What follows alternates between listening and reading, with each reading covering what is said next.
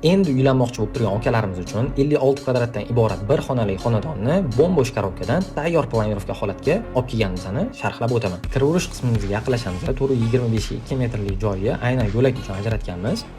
Bu yoqda umumiy shkafimiz kiyim va oyoq kiyimlar turish uchun, undan tashqari konsolimiz, kiraverishda kalit, shunga o'xshagan sumkalaringizni joylab qo'yish uchun va o'tirib oyoq kiyimimizni kiyish uchun pufigimiz joylashgan.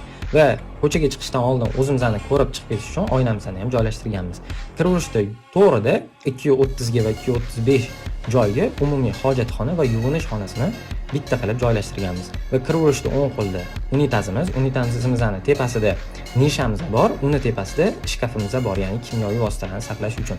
Sanuzelga kirganda to'g'rida vannamizni joylashtirganmiz. Vannani o'rtasida ham shampun va shunga o'xshagan vositalarni joylashtirish uchun o'rta devorda nisha qoldirib ketganmiz. Vannamizning yonida kir yuvish mashinasi va rakivinamiz joylashgan. Bu zonamizni 230 ga 235 joyga joylashtirganmiz. Sanuzeldan chiqib turib chapga qayladigan bo'lsak, oshxona va mehmonxonani studiya formatda bitta qilib joylab ketganmiz. Bu xonamiz 580 ga 367. Bu yoqda muzlatgichimiz joylashgan, rakivinamiz, duxovkamiz va gaz plitamiz. Bu yoqda pishirilgan ovqatlarni tezda yeb ketish uchun bu yoqda 2 kishilik barni stolimizni va stulimizni joylashtirganmiz. Undan tashqari kech payt zerikkanda popkornlarni qo'yib olib kino ko'rish uchun 2 kishilik divan va stolimizni va to'g'rida televizorimizni joylab qo'yganmiz. Va eng oxirgi xonamiz bu yotoqxonamiz.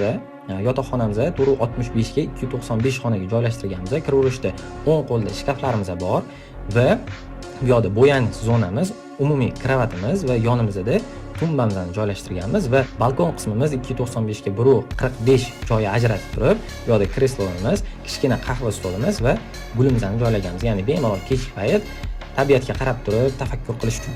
Agar sizga berilayotgan ma'lumotlar foydali bo'layotgan bo'lsa, keyingi videolarni o'tkazib olmaslik uchun sahifamga obuna bo'ling.